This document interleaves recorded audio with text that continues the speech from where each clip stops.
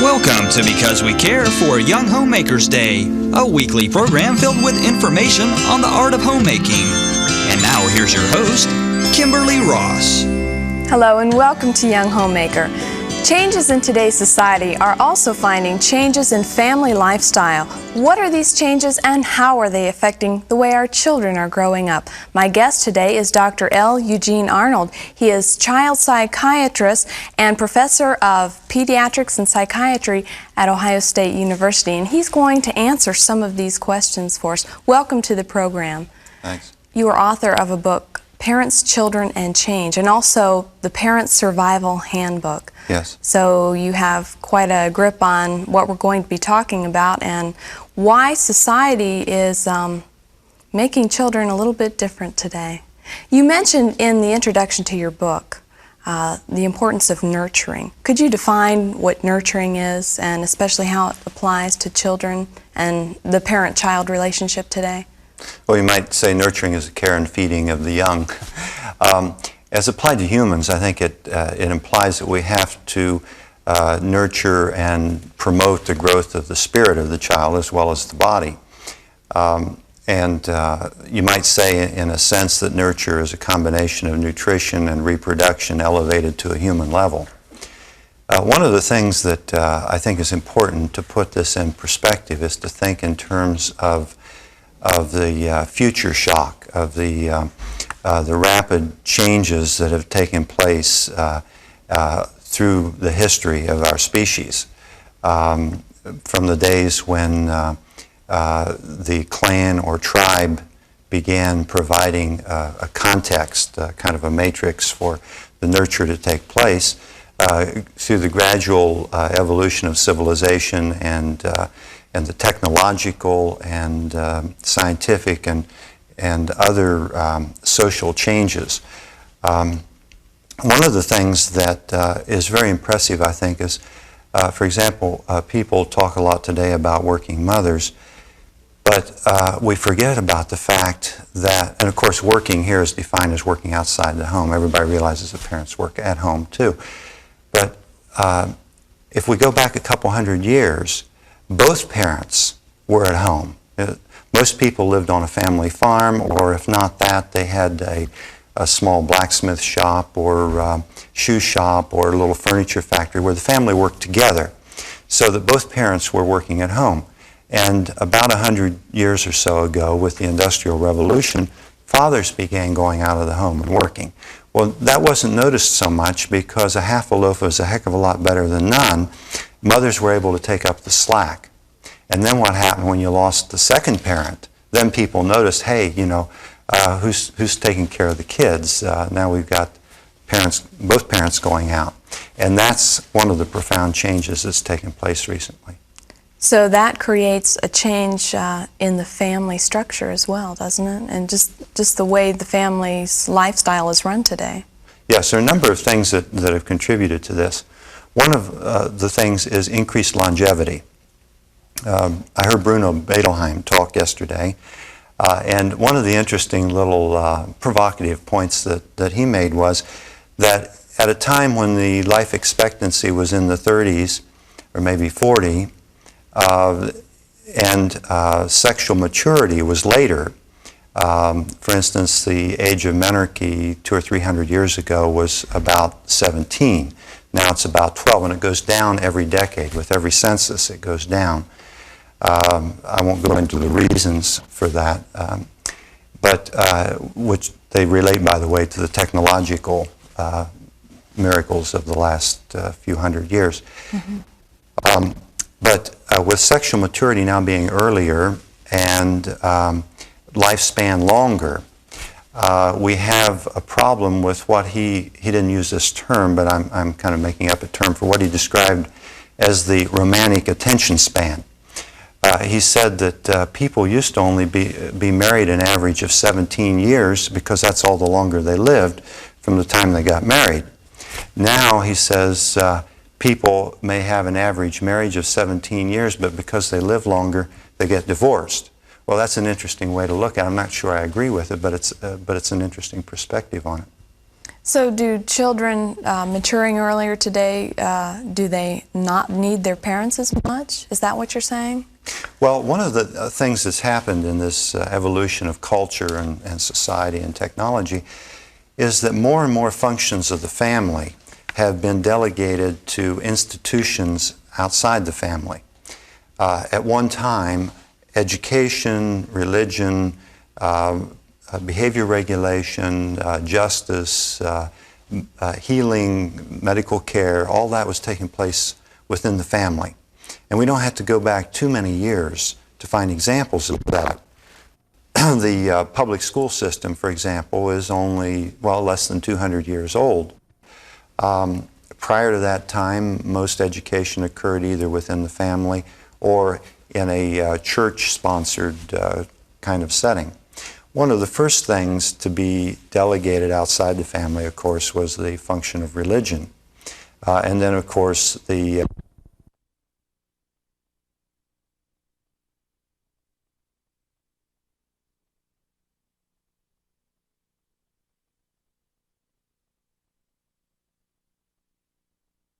and that sort of thing. And then the evolution of the health care system, with health care then being taken place outside the family, and then of course the education function with the establishment of public schools. More and more of the functions of the parents were institutionalized in some sort of either government, church, or other extra-familial establishment. So that finally we got to the place where even the daily care of the child, we now have daycare centers which take care, and many of these sponsored by the government, of course. So that more and more functions of the family have got delegated to other purposes. The social welfare function is another one, which really is a phenomenon of the last 100 years, that was taken outside the family, or the clan or the tribe, which in the past had taken care of its own. So we're still seeing today, or we are seeing today, such a change that the children are changing as well. The children have different needs than they had. Right. Well, maybe what's 200. happened is that many of the needs of the children that were previously met only by the parents or only by the family are now being met by other institutions.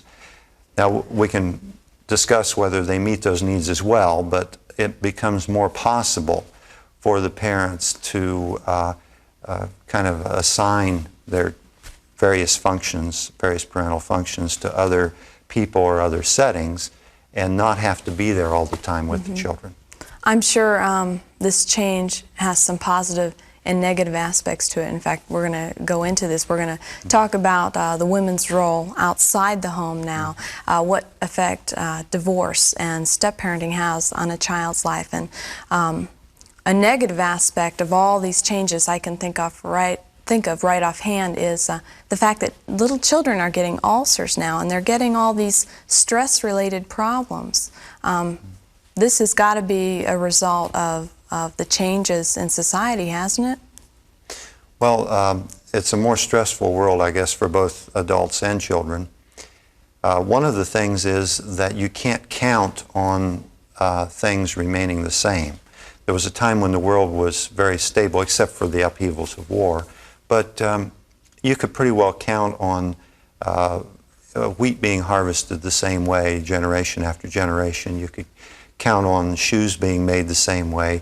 If you learned to trade, you could figure you could make a living at that the rest of your life. Now, most people need to count on a couple of careers during their lifetime because you become obsolete if you learn a certain occupation or profession unless you're continually updating, continually retooling. Any stresses the parents are subjected to will have an effect on the children because the children are so sensitive to their parents' emotional and mental state. In addition, the children themselves are subjected to stresses. One of the things Bruno Bedelheim was talking about yesterday in the workshop I went to was that from the time they're born now, children are pushed to achieve. He even observed newborns when they were first taken to the mother, and the mother was encouraging them to drink more, to suck more, that they weren't eating enough, that they had to do a better job of whatever they were doing from the time they were born. This follows on into the achievement orientation in school, the promotion of competitiveness in Little League games and high school sports and so forth, so that there's this continual push that children are subjected to. Well, let's stop right there and tell me from your findings, what can parents do about that? Should they stop pushing their children? Should they try to relax more? And can they in a society like we have? That last question is tougher than the first two. I think it's pretty obvious that kids need to be given a chance to be kids, some time to goof off. That's not to say they shouldn't have any responsibilities. As they mature, they should gradually take on more responsibilities, including some chores, a few little household tasks, as well as their homework and things like that, and self-grooming, of course. But parents need to make sure the child has some goof-off time, a chance to be a kid, a chance to smell the flowers, play with the frogs, and look at the birds and that sort of thing. Is that the main problem you see with children nowadays that have emotional problems? Is the fact that they were forced to do too much or grow up too fast? Well, it's hard to say any one thing is the main problem. There are so many different things that contribute to any problem the child has. One thing I think we should be careful of here is not to assume, as was mistakenly done for so many years, that if a child has any sort of problem, mental or emotional disturbance, that it means the parents did something wrong. Parents are not that powerful. And kids are very resilient. Parents can make a few mistakes and the kids will survive it okay. There are many other possible reasons for this, including societal pressures, things that happen at school, things that happen in the neighborhood. Unemployment of a parent, for example, has an effect on the children. Things that are beyond the parent's control. And of course, the genetic inheritance of the child will also have an effect on their mental and emotional state. Or possibly just something that happened coincidentally, such as a tragedy or something? Yeah, for example, one child in the family has a severe chronic illness, leukemia or cancer, or an accident resulting in paralysis. The parents are drained emotionally, mentally, financially in trying to take care of this child. That shortchanges the other children, and it's not the parent's fault. It's not the child's fault. It's nobody's fault. It's an unfortunate thing that happened, and that can have an effect on the other children in the family. Okay, so we can't just entirely blame it on today's society. There are a lot of other factors. No, you can't blame it on any one thing. But the fact is that children go through changes, and we as parents need to recognize when they need nurtured through these transitions. Yes, one of the things, I'd like to take a slight tangent here and summarize what Yuri Bronfenbrenner believes are the essentials needed for nurture of a child. And what he's done, he's an internationally known child psychologist who has studied in many different cultures the process of child development and what's needed for the growth, healthy growth and development of children. He boils it down to 7 ideas. The first is that the child needs somebody who is irrationally involved with him or her in daily care and interaction. Now, putting it in other words, the kid needs somebody who's crazy about him, who's totally committed, who sees the sunrise and set in this child, and who is there every day and committed to him and interacts with him, takes care of him. Child also needs somebody who is rationally committed to him, who can be more objective. Whereas the parent is the usual one to be tagged for the irrational commitment. Maybe a neighbor or a more distant relative or a school principal or teacher or somebody like that may be the person with the rational involved. Sometimes maybe a doctor, a pastor. So this is the rational commitment in the daily care and interaction. Okay, then the child also, it's nice if there can be people of adults of two sexes involved in this too. It's not absolutely necessary, but it seems to work better that way. Okay, and the fourth thing is that there need to be third parties who support this interaction of the child with these committed parties. There also needs to be a total context of society that's supportive of this, so that we get out into then the neighborhood, society, and that sort of thing. So any one of these things missing is a slight impairment, or maybe a major impairment, of the child's, and I named those in the order of priority. Any of those things missing is an impairment of the nurturing context for that particular child. So our roles as parents, do we have to ensure that all these factors are there in our child's life? Sometimes it's beyond the parent's power to do that, but as much as possible this should be aimed for. And one of the important things to realize out of Bronfenbrenner's propositions is that one parent can't do it all. Some parents feel that they need to be able to do everything for their child. But by definition, you can't be both irrationally committed and rationally committed at the same time. So it means you need somebody else. And one of the things that I tell single parents is, you can't do it yourself. You've got to find somebody else. It takes at least two people to raise a child. You've got to find somebody else, whether it's a friend, a relative, a grandparent, a neighbor, but you've got to find somebody else to help with raising. It doesn't have to be the opposite sex necessarily, but you need a second person.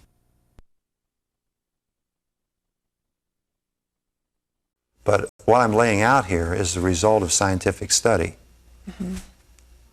Let's switch gears a minute and talk about the woman's role, her new role within the last, I don't know, 20, 30 years, working outside the home. Is it further back than that? Yeah, actually 1980 was kind of the changeover.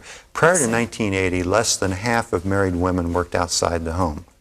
After 1980, most married women work outside the home. Okay. So this is not even counting the single women, divorced women, widows, and so forth, most of whom would be working. So that the majority of women now work outside the home, and this includes where they are married and their husband is employed. So the two-earner family in a marriage is now the norm. It's now the kind of the standard. Okay. This leaves us with the child facing a change. Yes. I'm sure it depends on the age of the child as to what sort of change and how they're going to adapt. Let's start with a very young child. A mother goes back to work full-time. That's an excellent point, and I'm glad you did that, because so many people forget the age of the child. They just talk about, what effect does mother working have on a child? You can't talk about that. Obviously, it makes a big difference whether the child is 2 years old or 17 years old. Yeah. Okay.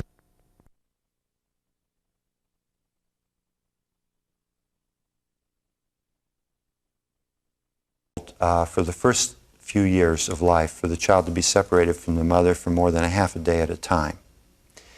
And one of the things that we need to be looking into is daycare arrangements close to the mother's place of employment, so that she can visit the child on lunch hour or coffee breaks and that sort of thing. You mentioned it's very difficult. In what ways? Well, the child does not have the security, the internal security to run, his batteries need to be recharged, you might say, by contact with the main caretaker after, say, a half a day or so. This is particularly important up to the age of 18 months. After 18 months, it's not irreversibly damaging to the child to do that to them, although it's still better up to the age of maybe 3, well, at least 2. It's better for the child not to be separated more than a half a day at a time. That's from very the main interesting. Caretaker. Now, you mentioned one thing irreversible. here, we talk about mothers, but sometimes the father is the main caretaker, and this is increasingly becoming a possibility. You mentioned irreversible. Well, did you mean that in the context of... there's kind of an opinion among the experts, and it's very difficult to prove beyond the shadow of a doubt, but there's a feeling among experts that abrupt and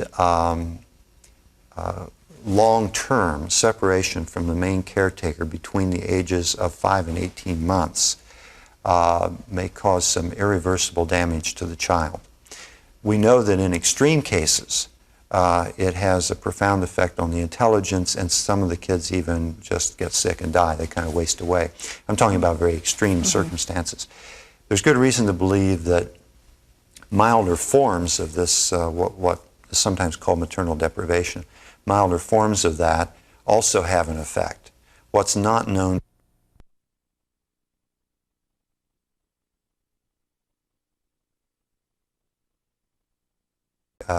mother's been there daily taking care of the baby, suddenly has to leave for a week, and with no preparation. That sort of thing, I think everybody agrees, is damaging to the child. From what you're saying then, would you advise mothers not to work until their child is 18 months of age? Well, a lot of it depends on the circumstances. And you can't make general rules that apply to everybody. Let me mention some of the variables. If the mother, for example, needs to get out of the house for her mental health, and if she's going to be depressed, edgy, irritable, and so forth, if she has to stay there, it's probably better for the child if she gets out, at least maybe works part-time, and then is in a better spirits when she's with the child. If the family is going to be in such abject poverty without the mother working, that the drag of poverty is taking a toll, then it's better for her to work. Another consideration here is who is available to take care of the child if she's working. Now, it may be that there's a grandmother or grandfather living in the home with whom the child is very familiar, and the mother going out to work all day may have little or no effect on the child, particularly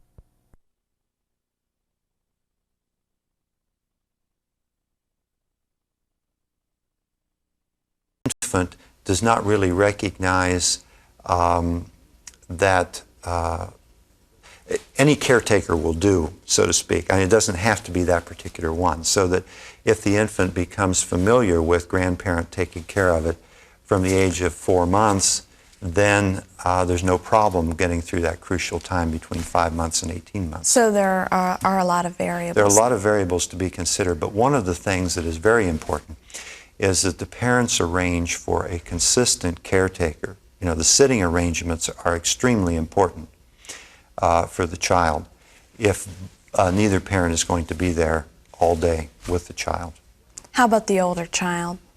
Once we get to school age, the average child can tolerate separation from the parent all day. And at that point, I don't think there's any great objection to mother having a full-time job outside of the home. It may even be good. So the risk, in other words, gets less and less as the child gets older. And I'd say the crucial cutoff is the school age, when the child's going to be gone all day away from the parent anyhow. Obviously, we recognize that that's not harmful to the child. The mother and father might as well be off working somewhere while the child's in school. Let's talk about divorce and step-parenting. Divorce in particular. Do you have any statistics on how many families end up getting divorced, or how many families are part of a divorce remarriage situation? Well, for a while it began to look as if divorce was going to be the norm. There were more divorces than marriages some years. And you wonder how that can be. Well, what was happening was that there was a backlog of marriages from the days when the divorces were rare. Obviously, that couldn't keep up forever. But one of the things that you need to realize is that there were a core of people that were accounting for a good number of divorces. They might have had 3 or 4 marriages and divorces. So that you can't just average it out and say, if there were half as many divorces as marriages over a period of many years, that means half the marriages ended.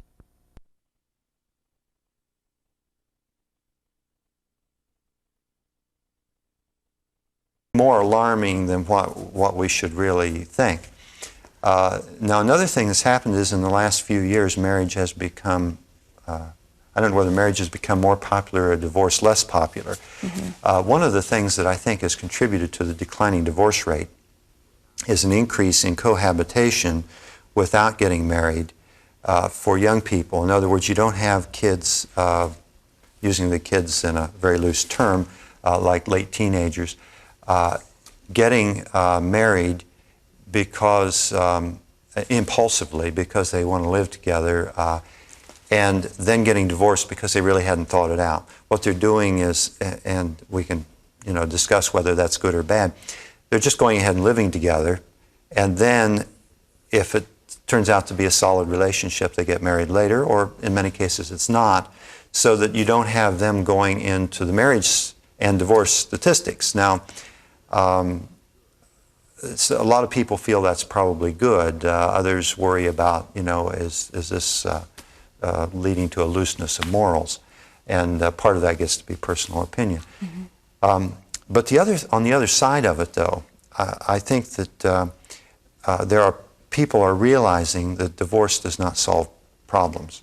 It exchanges one set of problems for another set of problems. A lot of kids see the misery that their own parents have with divorce, and they don't want the same thing happening, so that when they grow up, they determine, I'm going to handle this more carefully. I'm going to be more careful in choice of mate. I'm going to work harder to make the marriage work. So some of these problems that people are encountering are problems with their children. What effect does divorce have on children? How traumatic is it for them? It's very difficult for the children, and I think we have to make three classifications of marriage in general. And again, we're classifying things here. Each marriage, each family is a separate situation and needs to be considered in its own right. But we have about 1 minute, so okay. Could you try to summarize I would say that there are marriages where there is so much hostility and conflict between the parents that probably the kids are better off if the parents divorce. But that is rare. There are marriages where obviously the parents are getting along together and they're not going to get divorced. That's the best of all. But there also are marriages where the parents have trouble getting along with each other. They're unhappy, but they're able to keep that from contaminating the child's experience. And in those cases, it really is better for the children if the parents stay together, but then the parents have to balance their own happiness against that of the children. And that's a very difficult choice. Real quickly, how do we handle children through change? Is nurturing the key? Yes. Identifying with the child's viewpoint, what the child needs at that particular point in time, trying to find other people to help in the nurturing process. Thank you very much for being with us, and thank you. I'll see you next time on Young Homemaker.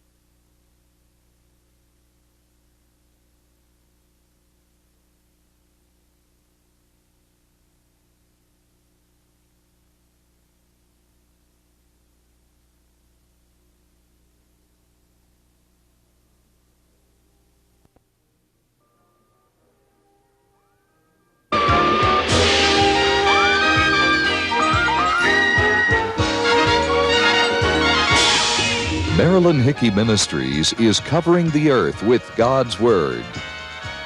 Thank you for joining today. To the middle and a base hit. Strawberry scores. Now Danny Heap, and the play at the plate. Not ever the 1902 Pittsburgh Pirates. They led by 27 and a half. There's a ball hit to right field for a base hit. Santana coming around will score. And the Mets lead it. Well, battery mates would lean that way. Battery members. This will drop for a base hit. Knight's going to be sent home. Here's the throw from Raines. It's off the catcher. Good innings, and then he has trouble. So they have him in the bullpen now. Ground ball up the middle. Base hit off the glove of Foley, and here comes Dykstra. Mets lead 6-4.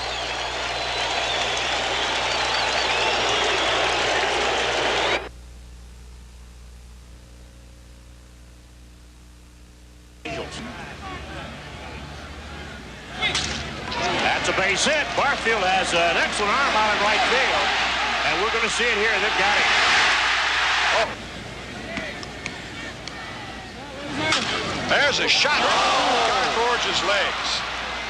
And that'll get Matty over his last 12 games. Fly ball to right field. Skinner tagging Barfield with that great arm. Here comes the throw.